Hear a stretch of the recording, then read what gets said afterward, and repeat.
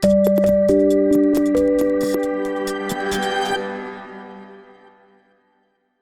further ado, I'll leave you in very capable hands of Sheen to kind of take us away and kind of run us through that journey. Thanks, Sean. Thanks, Betty. Absolutely pleasure to be here. Hi, everyone. Thanks for joining for this talk. So my name is Sheen Brisals, and Sean mentioned one of the engineering managers working at the Lego Group. And within Lego Group, I am part of the team that is behind the Lego.com. This is Lego.com, and I belong to the team that looks after Lego.com. I'm going to pause here for a sec. You usually hear plenty of serverless talks talking about the serverless adoption, and you hear that serverless is good for startups, serverless is good for some old batch job, or serverless is good for some, behind the scenes work. Now, this Lego.com, you go here to browse Lego products or do Lego shopping. As you go through all the way to your checkout and complete, do the payments and everything, the backend, the services are all running serverless. So the point I'm trying to make is serverless is not just for some old batch job and things like that. Serverless is for the front end. Serverless is for the customer facing applications as well. Now, the rich man once said, speed matters in business. This is crucial, but the problem is speed is an open term, right? So we can say that 70 miles per hour is a speed, 20 miles per hour is a speed. So when I'm driving my car, for me, 70 miles per hour is not that much fast. Now, if somebody is walking, then 20 miles per hour is kind of fast, right? So we need to define what our speed is. So you often see these sort of motoring programs. They just bring on these fast cars and say that this goes from 0 to 60 in this many seconds, and et cetera, et cetera. What happens is that these cars, they don't take it for an hour or 2 hours drive. They just go for a couple of rounds and that's it. They stop it and finished. But when we were forced into the situation of migrating to serverless, migrating the legacy platform, we had constraints, we had hard targets to meet. So we had to look for a higher speed. So we thought, okay, let's do 0 to 100 in few days, 100 being, say, a fast speed, faster, right? Now, then the trick is we need to keep that going for 10 months because that's our target. And many things happened during the starting, so that, the delays and things. So this is what we had to achieve. And many said that's impossible. And the optimistic people said that's possible, right? People said, no, you can't, you may, puncture a tire or lose a bumper or scratch and do all sorts of things. We said, absolutely fine, as long as we cross the line in some shape or form, it's absolutely fine. And that's precisely what happened. So that's precisely what I'm going to talk about today. So this is where it started. I always talk about this as a trigger point of a failure of a legacy platform on a Black Friday.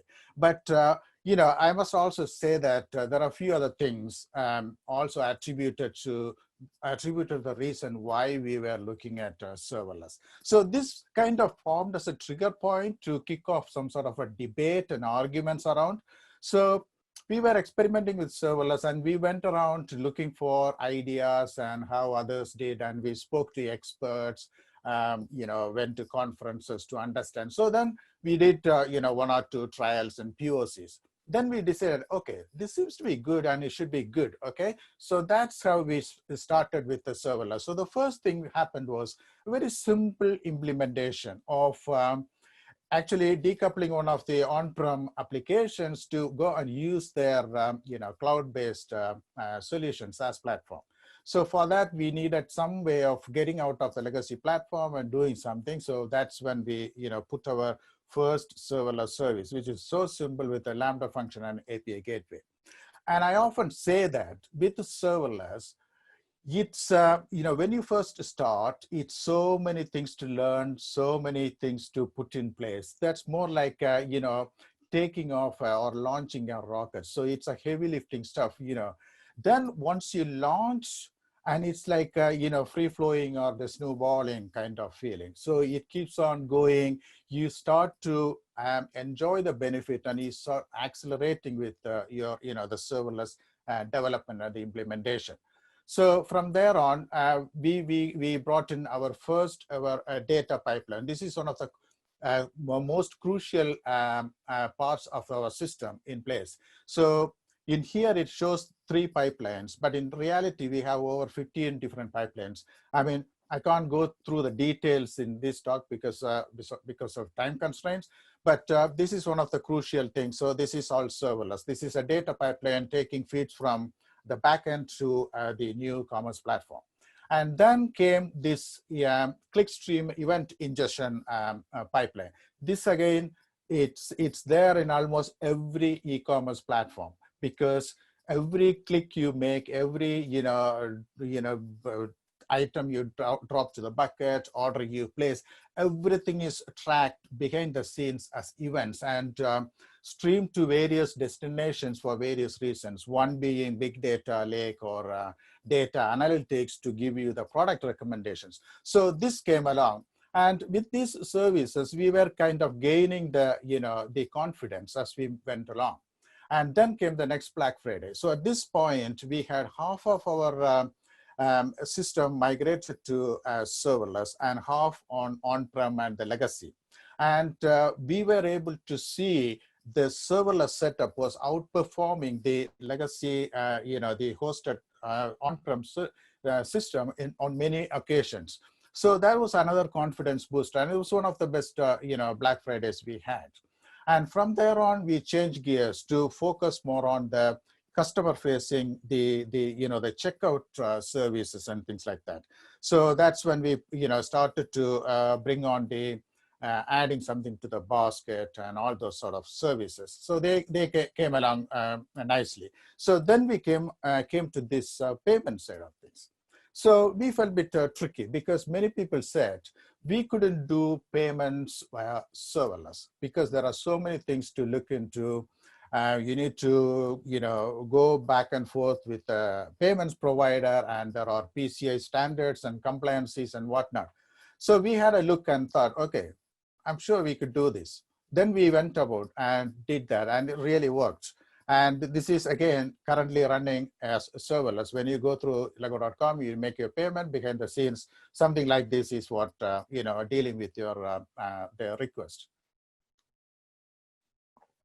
Then we put our first ever step functions in place. This is for the sitemap generation. This is basically for the Google crawlers, for the SEO. They come and grab the product category URLs and things like that. This is like a scheduled job which runs a couple of times per day. And then we moved on to other parts of the system. So this is for loyalty customers. How do we supply them unique vouchers and voucher codes? So this came along. So this is kind of an on-demand setup. So when someone, business stakeholder invokes the service, they will get the vouchers and codes generated and sent out securely. And then the on-demand customer migration. So especially if you are familiar with this sort of, the legacy migration, you often encounter this situation where you have millions of customer records that you want to migrate to a new platform. The problem is not all those records are valid because customers moved on or customers created new profile and they never going to come back and use the old profile. So often you carry a certain percentage of data, right? So we were debating, should we migrate everything or not? Then we took this bold approach that, okay, let's do this way. We don't migrate everything over to the new platform. What we will do is when a customer first time visits the new platform, we will do an event, triggered backend process to go and fetch the data from the relevant backend legacy systems, and then inject that data or put that data into the new platform. And this is, that sort of roughly shows that architecture. And even today, this is how it works. And it's so fast, like within a second, we get all the data put in all places. You wouldn't even notice as you go through the checkout flow. And then this is another part of the architecture where if you're a loyalty customer, if you want to look at your points or awards and things like that. So the reason why I show this is because it uses the Lambda authorizer. So this is part of the API authentication authorization setup. And then by June, we came up with our crucial checkout flow. So this is more like a CQRS pattern. So the top one is that when you submit the order, it gets decoupled from the front end, and because it needs to do a bunch of things like validation and the payment, negotiate with the payment provider and things like that. And the bottom, the flow is basically for polling. So the front end will poll for the status to know whether the order succeeded or failed and things like that. And then on July 10th, we migrated the entire platform onto serverless. I know I've been kind of, going fast and showing kind of few architectural pictures, but you can imagine that there are a bunch of other things also happen behind the scenes, not just the ones that I showed. So this happens. This happened. So as part of that, we are using roughly these many and more services. This is probably outdated. So we have roughly 200 Lambda functions and around 40 microservices and a bunch of other things. Now, within the 10 months, we did the serverless microservices that currently performs 80% of logic. And we also rewrote the front end, and it's React Node.js, and it's running on Fargate. And the GraphQL layer again is on Fargate. And we brought in a new headless commerce platform, and we brought in a new CMS system, and we also moved to a new rewards platform. All this happened within sort of 10 months time frame.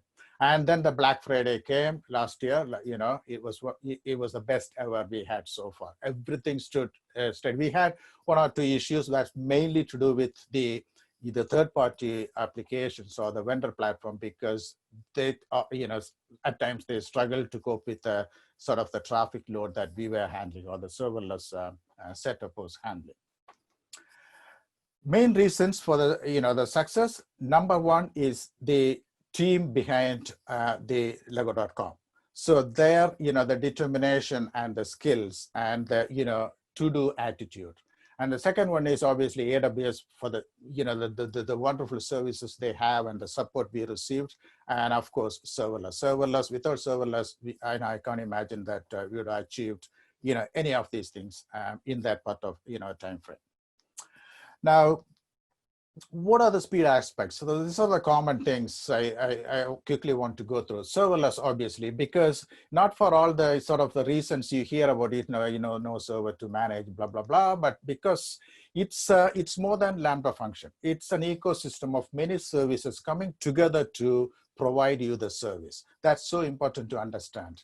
And then the other thing, beauty I like, is the granular level optimization. It's not like even when you have one microservice, you're not just optimizing that service as a whole. You are going down to individual Lambda function you have, and you can optimize that at that level. And also same true with when you have a queuing system, SQS or SNS and S3 bucket. Everything can be tuned the way we want to have. So that's another key reason why serverless is a best fit. And then iterative development, so that with all the decoupled event-driven architectural patterns, you don't need to start with a big bang. We can start something small and slowly iterate and improve and build on it. So that's this really helps for that sort of development pattern. And the other important one is the engineering diversity. What I mean here is that engineers are not just programmers. They have to understand many things. They need to understand how an API proxy works. They need to understand how a queuing system, event-driven, security, especially when, how they set the permissions and things like that. So all these things come together, and they then, develop themselves to become a better serverless engineers, not just, being a programmer. Now, I said this once because you need to have that sort of mind shift when you start serverless. People say mindset. Yes, that's also true. So mind shift in the sense that you should be able to see how these new features getting developed in a different way. It's not just one programming language. You're doing the compilation, building, and deployment. Everything is so many other things come together to give us the the solution for the business as well as for the the customers. And then, yeah, so this point is here. If you're starting serverless, don't look for a perfect solution from the day one. The important point is to make a start, and then as you go, start improving. This is very important, because often teams, they debate and argue and how to do many things in the first day itself, but that's not going to help, because you will never make a start. Now, managed services, as many of you know, that if there is something out there, just use it. That will speed up the development, and there are tons of services, I'm sure, in AWS and other cloud providers offer for the event-driven. And the one thing I want to focus here is the last one, the functionless, the codeless approach. I'm a great fan of functionless approach. What I mean here is that when we use this event-driven or this the serverless services, there are so many ways we can avoid writing Lambda functions. Say, for example, using Event Bridge, or say using the native API gateway integration, or using the Lambda destinations, and a bunch of other things that helps us to avoid writing code. Avoid writing code means avoid, less maintenance and less, cost, and so many sort of the, the benefits that brings. And microservices, okay. So you all, familiar with this, just an example to show how the boundaries, so they are decoupled, say, and they communicate via events or APIs or messages. That's the important part to understand.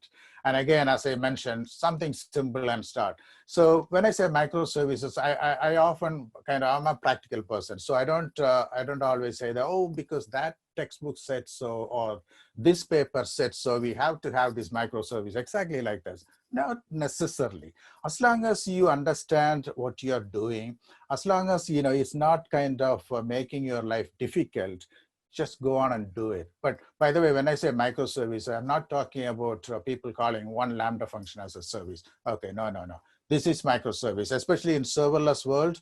A microservice can have no Lambda function at all. It could be a S3 going out to SQS or something else, and coming up with a solution. So keep that in mind. And refactoring as you grow with the technology, this is important in the sense, otherwise we will soon become outdated. I think I published a blog post today. I touched upon this point in there, because moving to serverless is one thing, but if you want to be staying fresh with serverless, we need to keep on refactoring and renewing with the new services that come along from the cloud provider. Otherwise, we will soon go back and do all this sort of legacy migration with serverless again and again. And service ownership. So this is important in the sense, when you have teams, they look after the services. That brings the the ownership aspect. Design, review, decide is basically as part of your working culture. How sort of bring in ideas, and don't just get stuck with something and debate and argue for days. Just bring the ideas and identify sort of a solution that is a best fit for you. Then just go on and do it. And you can alwait's iterate and improve. So that's the main thing. And if needed, and if you have the knowledge and the resource, then sometimes it helps to have a solution detailing as a document or a Confluence page or something like that. So if your engineering team is new and if they needed some guidance, so these sort of documents help for them to initially understand, okay, so here is an SQS function. sorry, SQ, this has this characteristic, or this is a function, this is doing all these sort of things. So, roughly that's what I'm talking about, the solution detailing and making engineers towards architects. I often talk about this thing because the more you bring them to understand the architecture, the easier it becomes for you to convey the message if you are an architect, okay? And also that will then help them, challenge you with more questions or suggestions in a positive way. This is really, important and good for a team culture, so that you don't need to always preach and, spoon feed them. So they themselves know what pattern is best for where and which service to make use of. Architect in set pieces. This is one of my kind of catchphrases. So what I imply here is that when you architect and when you develop serverless applications, you don't need to start from the first brick to the last brick. You can identify blocks of things in between, and you can develop or architect them in isolation, because event-driven means they can all happen independently, and then you can slowly bring them together. The beauty is that when you build a small part with the current the cloud setup, you can kind of test them in isolation. And then soon you can take it to production, because the one thing I always say is that even though I may call as a QA environment or acceptance or a production, from AWS point of view, they're just the same, right? So it's just the way we kind of differentiate them. So these are the benefits that we gain now with the cloud and serverless. So as part of this architecture, you need to have the bigger vision. So you need to know what you're going to achieve, but the focus should be something small. So I often mention this analogy of the cosmos. Like, so if you imagine the beautiful picture coming out of the Hubble telescope, say, now if you look at the whole thing, that's a big thing. But if you start focusing small, then you will see the sort of the galaxies and the star patterns. I probably will bring this again later on in a slide or two time. So decoupling services and event-driven promote, that sort of the thing. So reverse is the design in the cloud is exactly what I said about the different environments where you can test before you take it to production, because they're all just the same. And POC is great, but don't throw away. This is, I often advise that, because with the serverless and the cloud and all the services we have, there is no reason why we should think of some sort of a throwaway prototype attitudes. Because often you just develop from the the simple thing you started off as a POC and make it as your the real thing. So, and number of patterns out there, it often helps to speed up the the development when you employ the serverless patterns. Automation, it's I think everyone knows that the need for the automation. So separating the accounts is really good, rather than having one account and then tagging with dev, test, QA, etc., because this really helps and gives the freedom for engineers to do their deployment stuff on their playground or test environment and not worry about the production. Again, test in real environment if possible. Growing the CI/CD pipeline, don't expect to have this pipeline in place from day one. You can always slowly start building. As long as you are aware and you are improving, that's what matters. And developers towards DevOps. That is what I mean here is that make developers take part in the release process. Make developers take part in the setting up the CI/CD pipeline for their service. Make developers part of your on-call rota, so they know that this is the ownership. All these kind of things. That's what I'm mentioning here. Attitude. This is probably, if you're new and moving to serverless, this is probably the the most crucial aspect of it. You need to have that attitude, the can-do attitude when you move to serverless. Without this, you can't do anything. If you kind of doubting, oh, this is going to work or not, then it's not going to be. Okay. Now you need to believe in yourself. I talked about all that. The 10 months we achieved so many things. All those things were achieved with a team. We didn't have any AWS or serverless expert from outside sitting inside the team and directing us what to do. Of course, we had kind of external contractors working for us to fill the gap, but all the ideas and the directions and everything were given by the team, myself or someone else and others working together. And the mental attitude of fix forwarding rather than rollback, it's not always possible, but you should be able to quickly assess when something goes wrong, assess the situation. Is it affecting customers? What's percentage, etc.? Is there a fix possible? Then do the fix forward rather than always going backwards in that mentality. So that helps the engineers to become more positive and, so freedom to challenge, yeah, that's again within a team environment. It's really useful to sort of have different ideas, but always walk out with a sort of unified solution. That may not be the perfect one, but always there is an opportunity for you to slowly iterate and make it better. And it's important that the engineers should be able to see the customers out there and their suffering or their the benefits that these services bring, rather than just looking and focusing on the code base. But it's important to look at the code base in the development cycle, but it's equally important to understand the agony or the joy or the benefits out there to our customers and the stakeholders. And let me finish with these couple of things. So again, I can't stress enough. If you keep on thinking something, it's never going to happen. So you need to make a start. And the other important thing is you can say that, okay, Sheen Brisals was here talking about Lego, or Jeremy Daly was talking about, or somebody else was talking about that. They all talk about their experience. In order to have your own experience, you need to go through it. Only then you will, benefit and understand the joy of being, serverless. And on that basis, let's just go and do it and build serverless. Thank you so much. Thanks very much, Sheen. Just as good the second time after seeing it. So thanks a million. Really, really enjoyed that all the time. I think we've got plenty of questions coming through, which is good to see. I think the first one that I'm going to pitch to you there actually comes in from Fabrizio. I kind of want to expand out on this. He's got a good question here.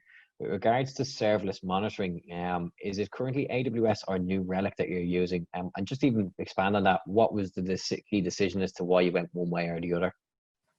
Okay, so we use New Relic for monitoring.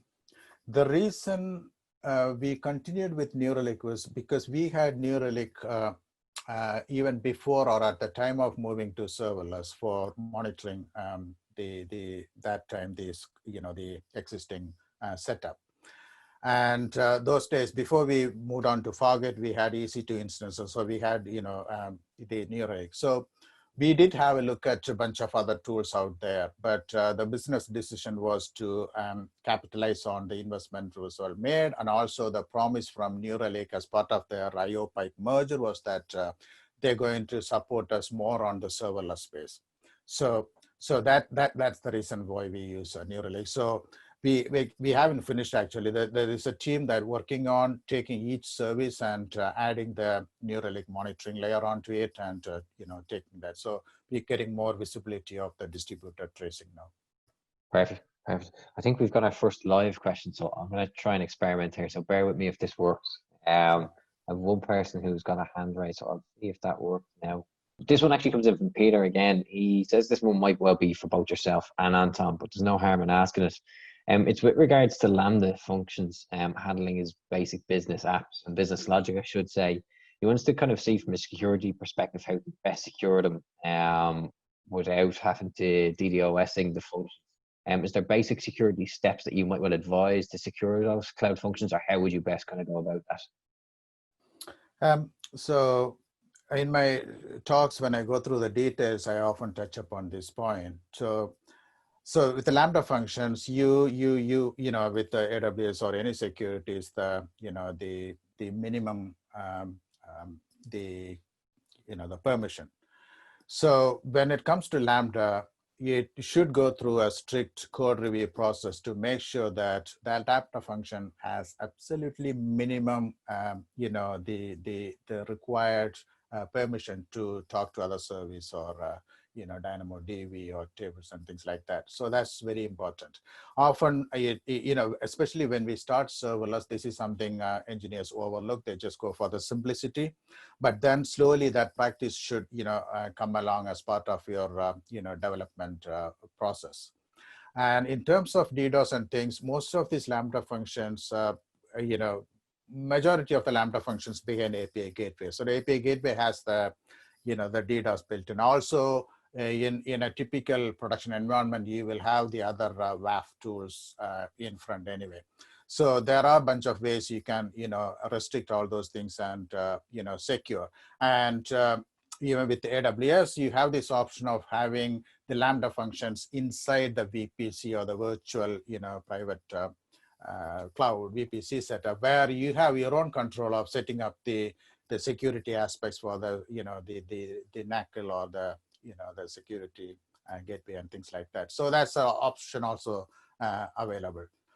And the other thing I want to highlight here is that if you're on AWS, there is a, security pillar is one of the, the well-architected pillars. So that has a bunch of guidelines and things to look at.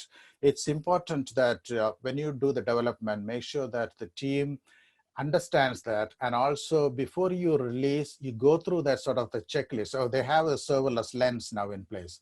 So one of the things that we have now put in place is that in addition to security, we have a list of things that needs to be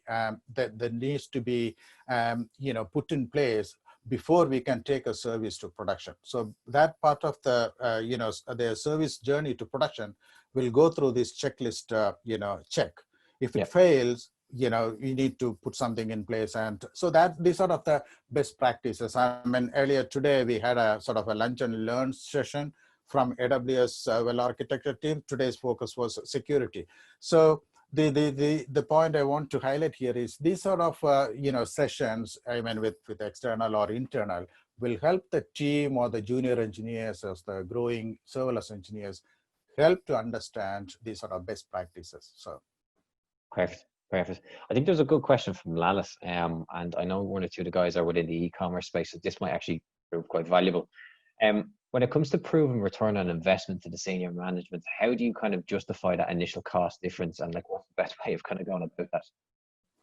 That's a good and important question. I often get that question. Now, it depends. So if you're a small business, if you're a startup or small setup, you can easily see when you do this sort of migration, how much was the spend for EC2 or the on-prem setup, and how much you're spending now.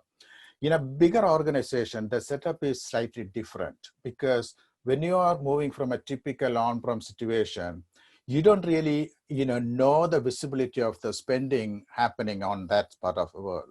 And also, you don't know the sort of the engineering resources behind maintaining all those things. Now, when it moves to serverless, in our case, yes, I do see the the monthly bills and things.